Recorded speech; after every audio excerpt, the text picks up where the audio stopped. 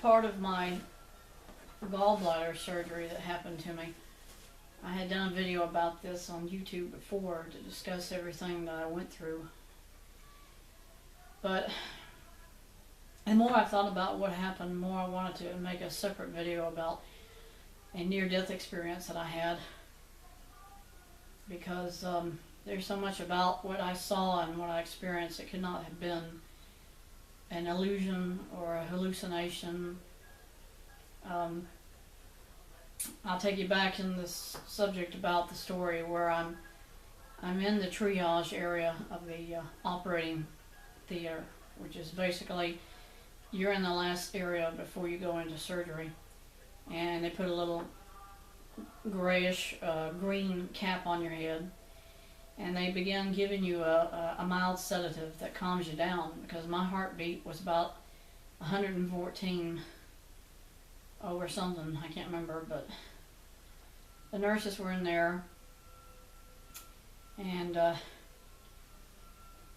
they kept asking me, do you need to go to the bathroom? So I used the urinal a couple of times before we went in, because I was really nervous.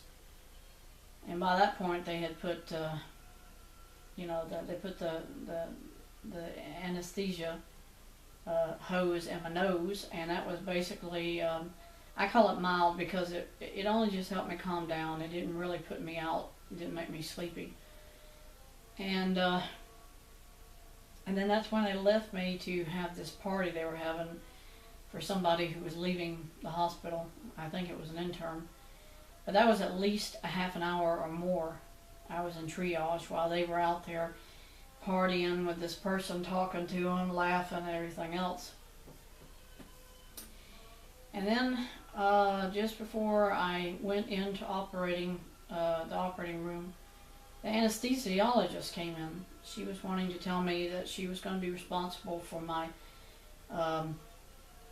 my main anesthesia.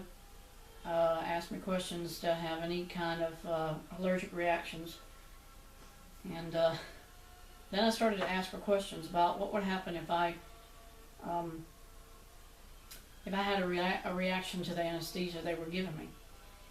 And the assumption was that there was nothing they would do or could do to stop it, as far as could they bring you out of it, let's say, if the anesthesia was starting to have an allergic reaction.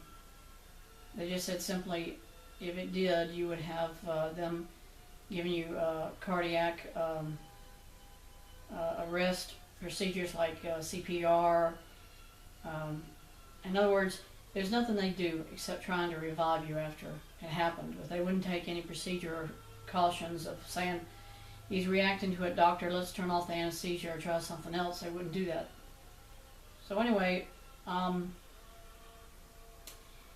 that I blanked out. And the next memory I have was that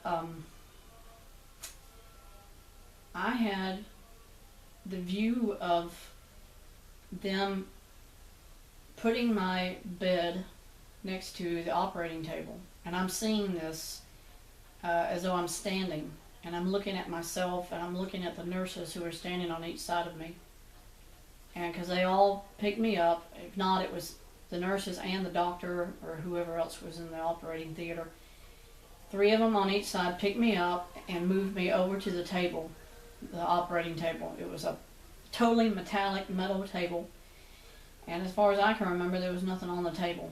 Like, there was no blanket, there was no padding of any kind. So when they picked you up, they just kind of put you on there, not threw you on there. But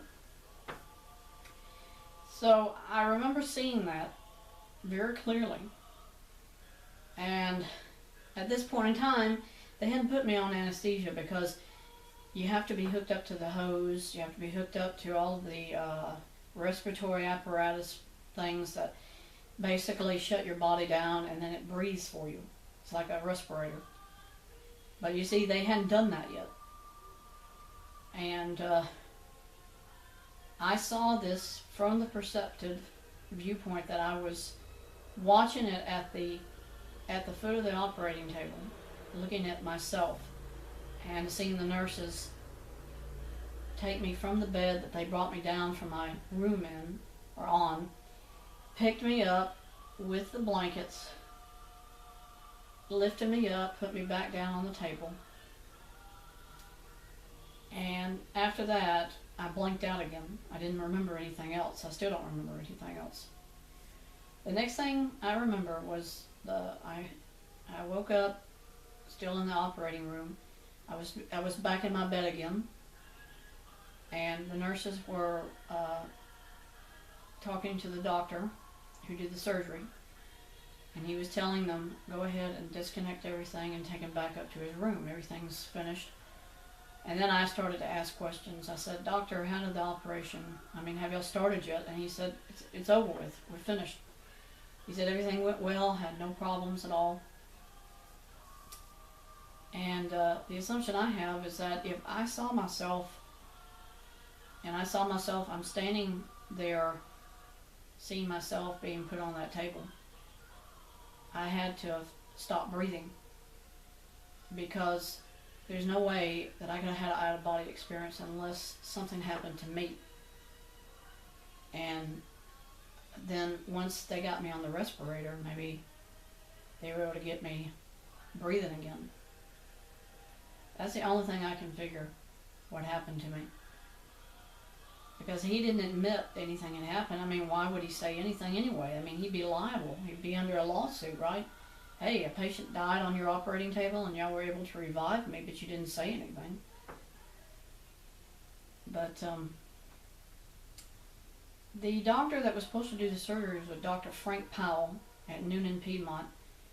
And in this case, it was another doctor who helped him do a lot of these gallbladder surgeries, Dr. Manare. And he's the one that had told me after the surgery was over, everything went well, that's it. And I never said nothing to the nurses about my experience, because it only came to me after I was back in my room and I'd slept a little while.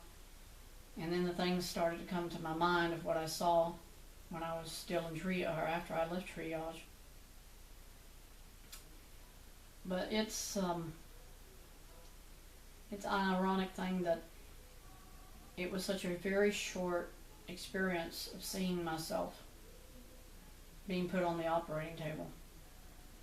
At first I thought it was a dream, but the more I think about it, the more it had to be either a near-death experience or an out-of-body experience.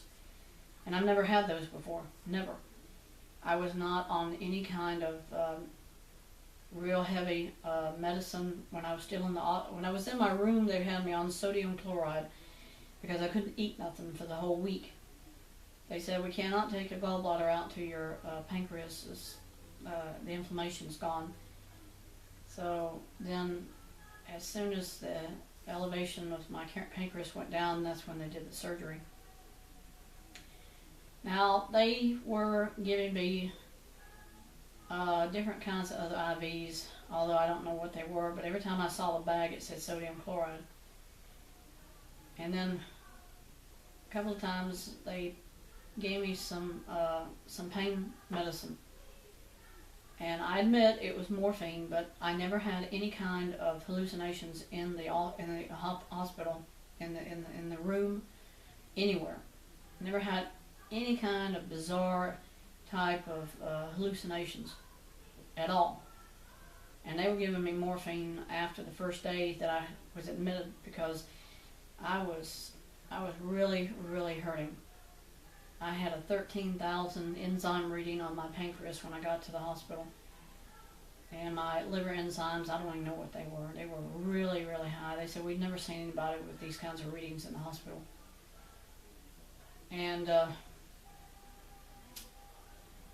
I call it, I can only say this was near-death experience, because what I saw, I've never seen it before like that any other time in my life, where I saw myself being put on the operating table, and that I was standing looking at this. I was not above the room. I was not seeing it from like looking straight down. I didn't see it like that. I saw it from the vantage that the bed was here, the operating table was here, the nurses were there, and they picked me up, and somehow they I guess like there was 2 people, one on each end of me, and then they lifted it over, and then there were 3 other people on the other side, and then they put me on the table that way. And it's strange to say that I saw it like that, but I know it was not a hallucination, and I'll never forget it. Because I've never had surgery in my life except for when I had hand surgery when I was a child, and they put me out before I actually went in the operating table. Before I even got in the operating room, I was already under. They gave me shots, and that was back in the 70s. They didn't have really anesthesiologists. They had kind of like they gave you sedation, you were out. They might have given you more sedation, because I remember I woke up before the surgery started, and I'm sitting there talking to them with my eyes closed because I couldn't open my eyes. This is not anything like anything I've ever experienced, where I'm going into from triage. My mind totally blacks out, and then all of a sudden I see myself standing there looking at myself going on to the operating table. So I leave it up to you to decide if you believe it, but I guarantee you I believe it because I was there and I saw it. I experienced it.